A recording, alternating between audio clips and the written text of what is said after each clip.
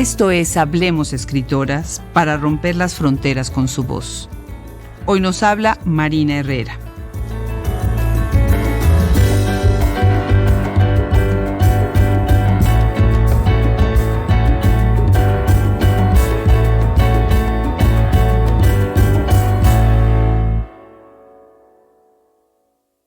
Hombres y mujeres llegaron al sepelio de Matilda para ver cómo su cuerpo descansaba rozagante tras 2 semanas de su muerte. Acostumbraba tomar largos descansos durante 2 o 3 días en los que nadie podía colarse a su habitación y, en principio, nos pareció natural ese silencio en su alcoba.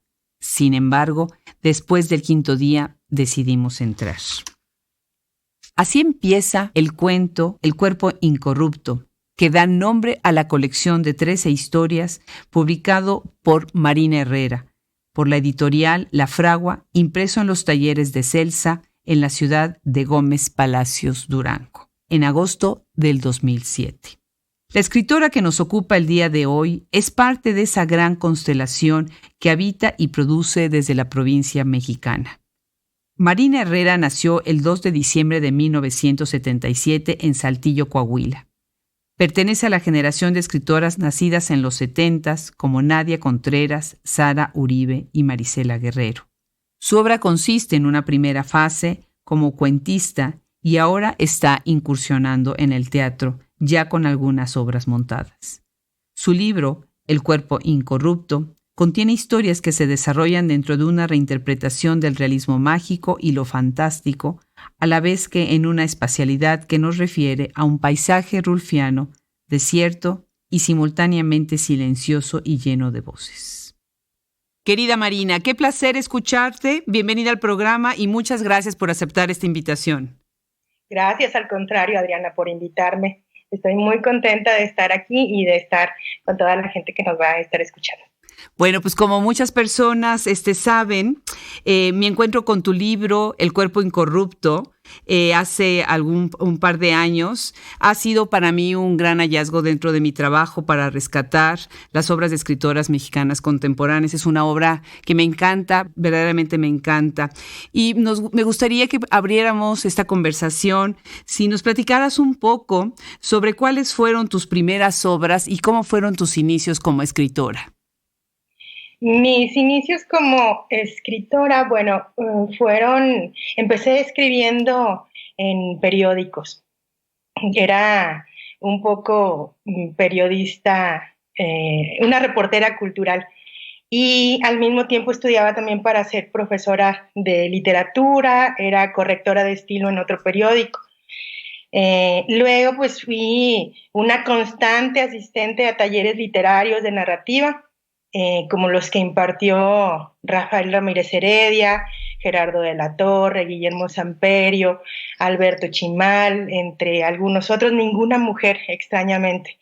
Guillermo Samperio fue el primero que creyó en mí, creyó que uno de los textos que había producido y tallereado con él valía la pena y merecía ser leído en otro espacio, y se lo llevó a publicar a la Ciudad de México, a una revista que se llama Generación. Por esos años más o menos seguía participando pues en talleres y en concursos nacionales que, en esa época los convocaba el Instituto Coahuilense de Cultura, que fueron Criaturas de la Noche y El Crimen como una de las bellas artes. ¿Qué títulos?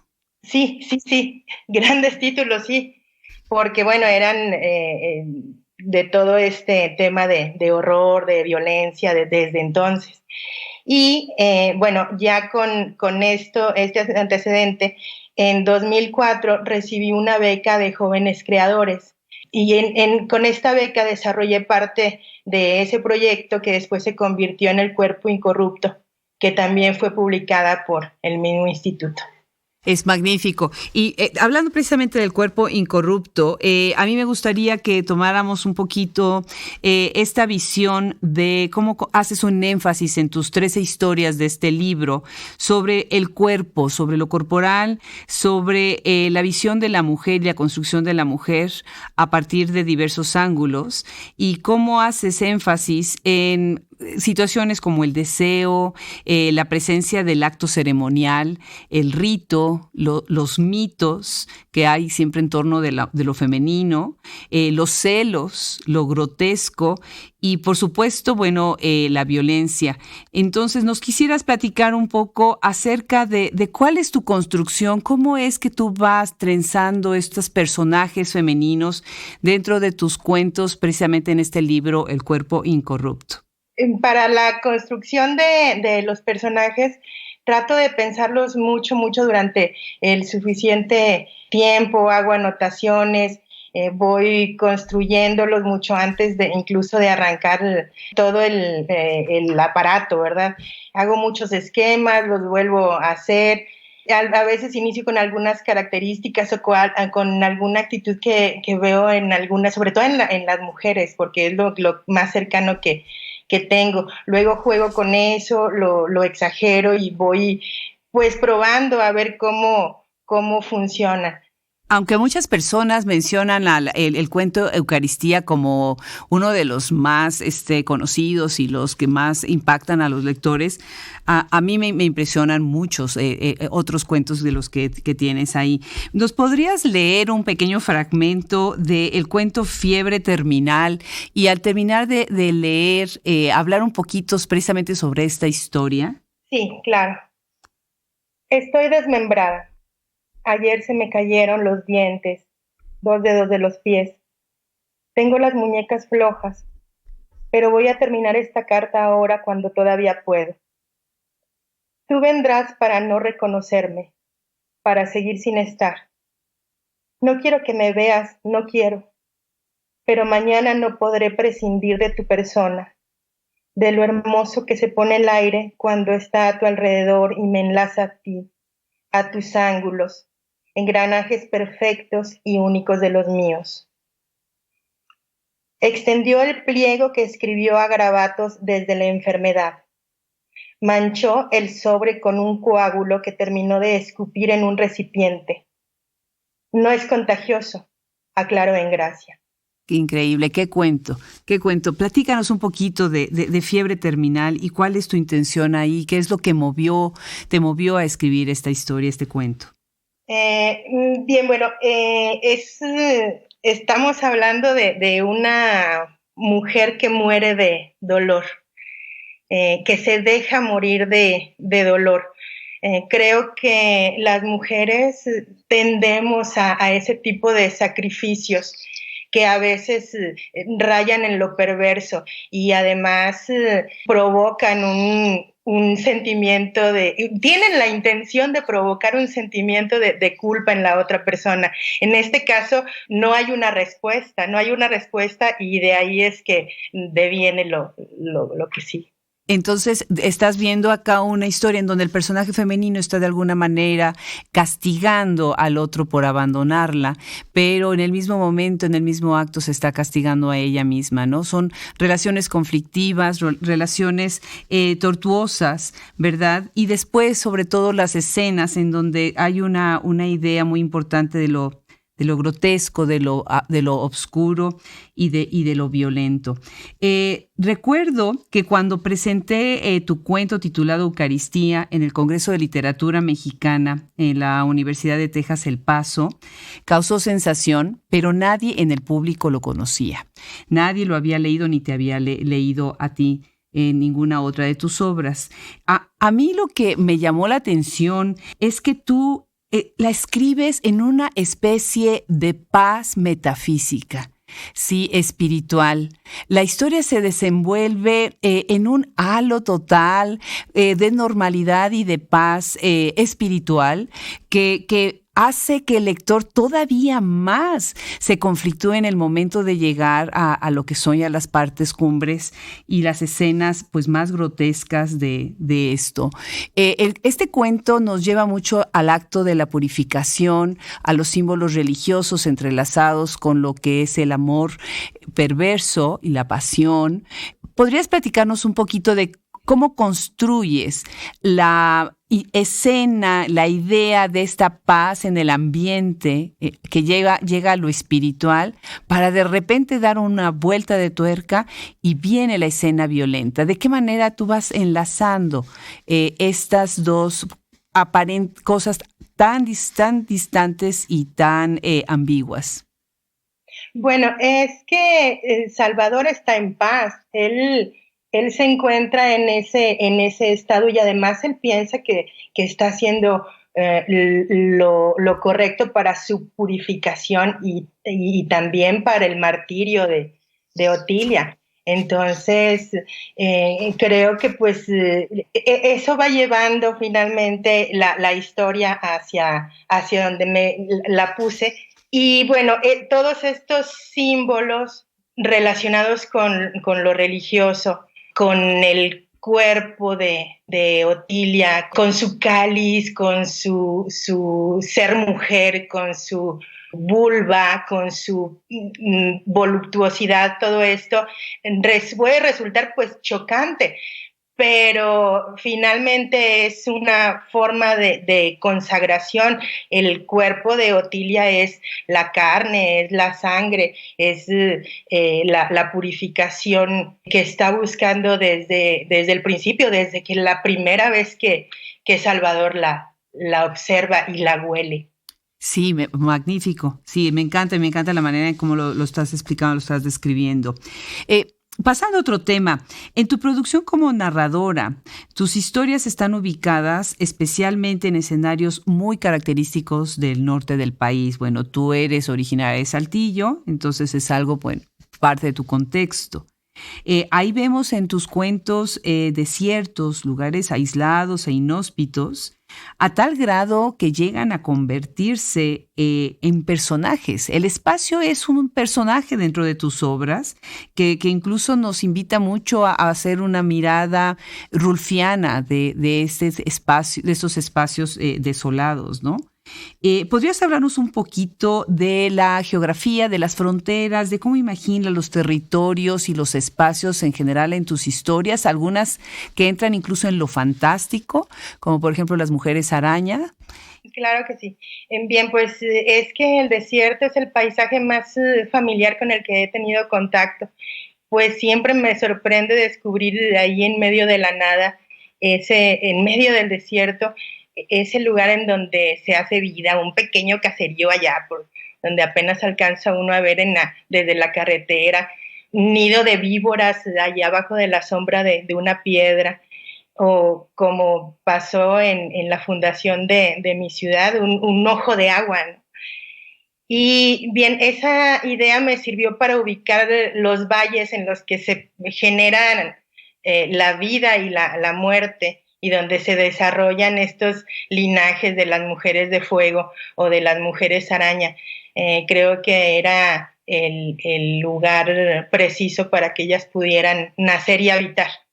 Después, bueno, también hay otra parte que imagino así como los ejidos polvorientos a donde no llegan nada más que los camiones de la Coca-Cola para abastecer a las tienditas de la esquina, porque pues allá todavía no les ha llegado el progreso del Oxxo. Y de ahí es que he tomado ciertos elementos para ubicar las otras historias, como son las del Cuerpo Incorrupto o la de Invocación. El resto, bueno, ya ocurre en espacios que son más próximos, en casonas antiguas, como las que puede haber pues en cualquier ciudad colonial y puritana, con el esplendor de lo antiguo y también con la devastación del tiempo. Claro, y hemos estado mencionando continuamente el título de tu libro, El Cuerpo Incorrupto, pero no hemos platicado sobre el cuento que da origen al nombre del libro. El Cuerpo Incorrupto a mí me encantó porque esta idea de la matrona y del burdel en un lugar tan aislado y después una peregrinación para ver al cuerpo incorrupto sin arruinar la historia, ¿verdad? Se me hace muy teatral, muy cinematográfica. Se me hace que ahí empieza ya tu germen, ¿no? Como dramaturga, porque es completamente una escenografía lo que montas en ese cuento. Gracias, gracias. Me gusta ver la imagen completa cuando estoy trazando las historias y sí, puede ser que tienda a algo cinematográfico o a algo más visual. Eso le da forma al lugar en donde estoy desarrollando las acciones, lo va habitando, me gusta que así suceda, no se pasa. Exactamente, es como ir habitando los espacios y los espacios tanto geográficos como los espacios corporales. ¿Cuáles son tus influencias, Marina? O sea, yo veo una fuerte influencia del realismo mágico. Los cuentos tienen también una gran tendencia a lo fantástico en algunos de ellos. ¿Cuáles son tus influencias? ¿Cuáles son los escritores que han marcado tu obra? Es que no podría hablar de una lista porque, bueno, todas las listas son parciales, pero me parece que sí estoy muy influenciada, o al menos, bueno, quiero creer que tengo la influencia de estos grandes escritores, sobre todo los del realismo mágico, porque fue con quienes yo empecé a leer, son mis fuentes más cercanas y familiares. Juan Rulfo, García Márquez, Cortázar, Horacio Quiroga, Guadalupe Dueñas, Amparo Dávila, Elena Garro, me ponen en contacto con lo que yo creo que es escribir literatura y que es a lo que yo aspiro a escribir. Ojalá algún día en realidad todo esto pudiera permearse en lo que yo estoy tratando de escribir. Claro que sí, definitivamente. A mí se me hace muy cercano a algunos de tus personajes, por ejemplo, Inés Arredondo, sí, y Sí. su cuento La Tsunamita, ¿no? Siento mucho la voz de ella cuando te leo, no en que se parezca a la obra, sino simplemente en estos personajes femeninos tan llenos de extrañeza y a la vez tan llenos de tanta naturalidad, ¿no? Todo sucede de una manera tan natural que la extrañeza se hace todavía, sí, redundando más extraña, ¿verdad? Bueno, me gustaría saber, ¿tú qué opinas acerca de una poética de la resistencia? ¿Tú piensas que tu obra y la obra de escritoras mexicanas contemporáneas son una suerte de poética de la resistencia? Yo quisiera pensar que sí y que todas las mujeres que estamos escribiendo en este momento, todas las de mi generación, sí creo que representamos una poética de la resistencia en este momento en el que la palabra se ha convertido en un artículo casi elitista, entonces tenemos que utilizarla y que compartirla. Es el momento en el que tenemos que demostrar lo que podemos hacer a través de la palabra. Exactamente, hacer comunidad, hacer redes, estar en comunicación, estar cercanas para que nos podamos ayudar, tanto lo que es provincia como es la capital. Una de las sorpresas más grandes que me llevé cuando tuve el gusto de conocerte en Saltillo fue la presentación de tu obra de teatro Sé hombre y dispara. Se me hizo un detalle precioso el que se hubiera montado en ese día en ocasión de la presentación del libro Romper con la Palabra y la compañía de teatro Calaverita de Azúcar, que estando ahí tu hija como una de las actrices y Efrén dirigiendo esto, se me hizo una sorpresa muy agradable. Los invito a todos a que la vean en el momento en que ya esté más puesta en escena. Es una obra que nos adentra mucho en el conflicto de lo que es la hermandad, la cuestión de la sororidad, la cuestión de la maternidad y sobre todo este problema tan fuerte que es pues las dobles apariencias, ¿no? Que es un tema recurrente en las obras de las escritoras mexicanas contemporáneas, ¿no? ¿Nos quisieras platicar un poquito de tu experiencia convertirte en dramaturga y hablarnos un poco de esta obra de teatro, de dónde surge y cómo surge y de qué es lo que estás haciendo ahora dentro de lo que es teatro? Pues es mi primera experiencia escribiendo teatro con esta obra de Sé hombre y dispara, abrí una nueva posibilidad para la escritura, y fue gracias a mi hija, porque ella empezó a actuar y se empezó a acercar con un grupo de teatro, y en alguna de esas reuniones, pues los muchachos me animaron a que me pusiera a trabajar en esto. Y bueno, yo no tenía ninguna experiencia, pero tenía la práctica con el trabajo de la narrativa, con los cuentos. Entonces, eso me sirvió un poco. Eso, y además soy espectadora de teatro.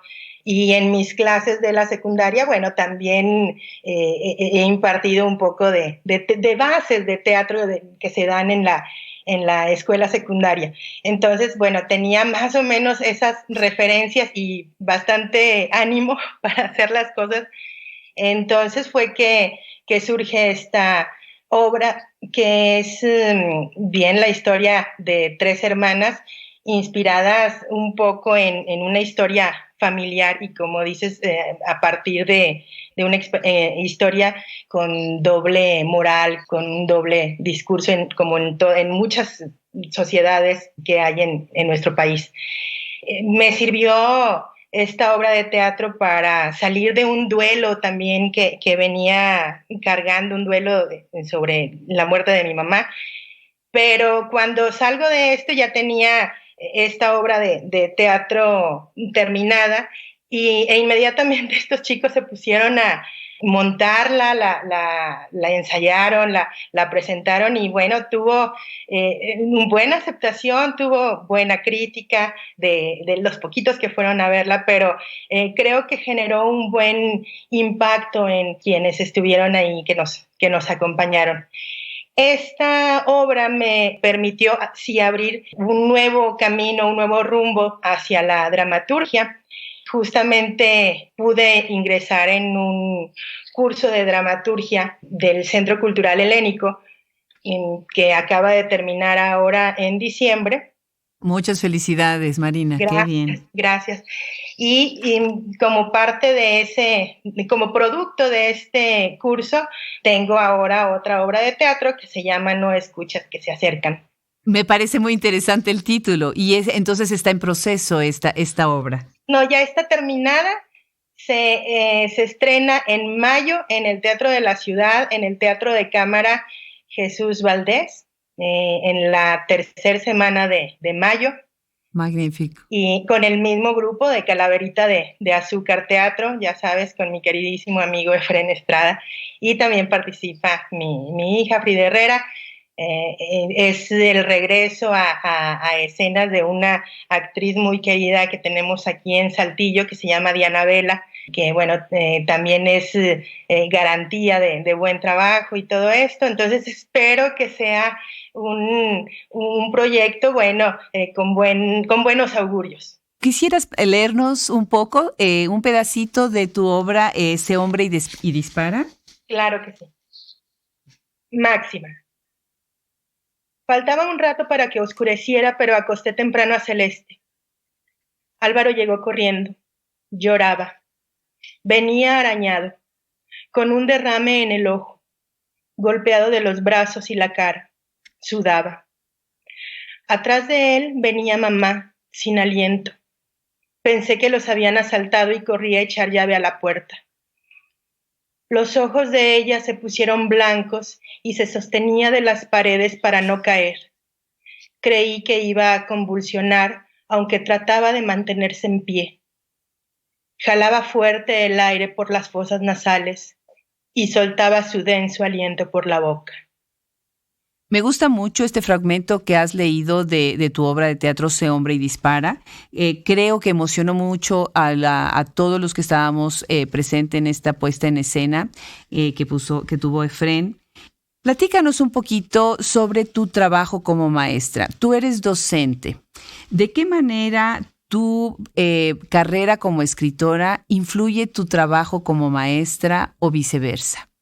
Influye absolutamente, porque soy además profesora de español en secundaria, y es en la escuela secundaria en donde se trabaja específicamente con la literatura, con los adolescentes. No hay otro espacio formal u oficial para la enseñanza de la literatura. Entonces, el conocimiento que yo tengo es precisamente sobre la manera o las estrategias que pueden utilizarse para acercar a los chicos a la literatura. Entonces, pues todo lo que yo puedo capitalizar en mi experiencia como escritora o en mi experiencia como lectora, pues me sirve para llevar estrategias a mi salón de clases para que los muchachos puedan tener otro acercamiento que sea mucho más afable hacia lo que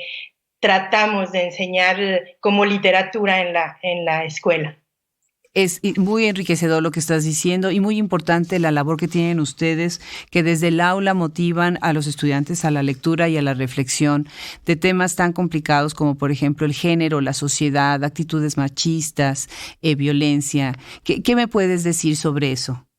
Lo que yo escribo, lo que trato de escribir o las historias que me gusta contar, Adriana, tratan de cuestionar un sistema y es un sistema que oprime el pensamiento porque es un pensamiento que se dirige hacia la libertad y creo que las mujeres lo hemos padecido, pero los hombres también lo padecen esa opresión y ese poder que cree conocer cuál es el punto de referencia para determinar qué es lo bueno, qué es lo malo, y que se manifiesta incluso en las relaciones cotidianas que las personas tenemos todos los días, ¿verdad? Y en ese sistema es en el que se mueven los personajes con los que yo estoy trabajando, con los que quiero trabajar. Me parece muy importante. Fíjate que uno de tus cuentos que más me gusta es La trenza. Ese es uno de los cuentos que yo más he comentado por los símbolos, la simbología que tú utilizas. Por ejemplo, la trenza larga en las mujeres como símbolo de la virginidad y de la eterna espera de estas mujeres para personajes de tu cuento hasta que llegue el hombre ideal y les proponga matrimonio. Si me permites, voy a leer un breve fragmento de este cuento La trenza. Dice, el cabello largo era una prueba de castidad. Las niñas, desde los 15 años, dejaban que el pelo rebasara los propios límites de sus cuerpos. La mayoría de ellas tenían manchas blancas sobre su piel amarilla. En cambio, el brillo azulado de sus melenas ninguna mujer de otro pueblo lo igualó. Manuela dejó de cortarse el cabello a los 7 años. Eso la hacía parecer mayor y desde entonces se convirtió en chaperona de sus tías. Las acompañaba a los funerales de las mujeres casadas para dar consuelo y presentarse a la disposición del viudo. Un cuento magnífico que verdaderamente les recomiendo muchísimo leer cuando tengan al alcance la obra de Marina Herrera.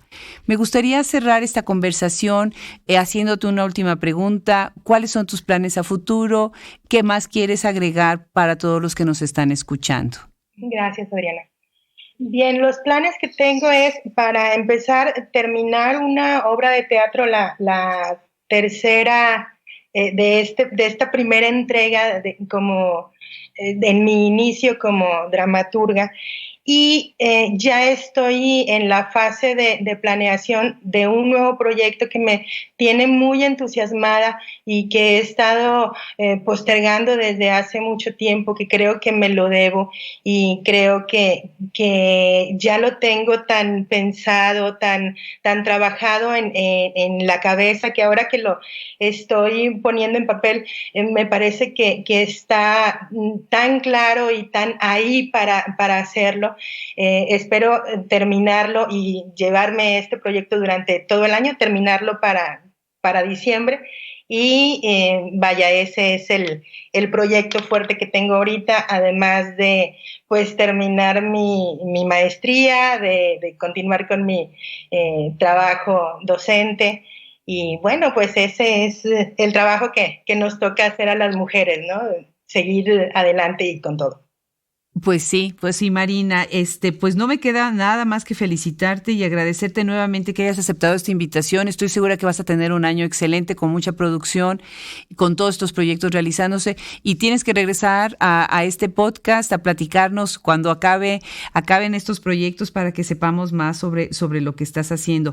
Te deseo todo el éxito del mundo y te mando un abrazo muy cariñoso. Muchísimas gracias por acompañarnos en Hablemos Escritoras. Mil gracias, Adriana, y yo también deseo mucho éxito para todos los proyectos que estás emprendiendo y muchas gracias por voltear la vista hacia la provincia en donde, bueno, habemos mujeres que también estamos tratando de escribir y de hacer que nuestra palabra tenga un poco de sentido en este momento tan difícil para nuestro país, pero que estamos aquí hablando y compartiendo.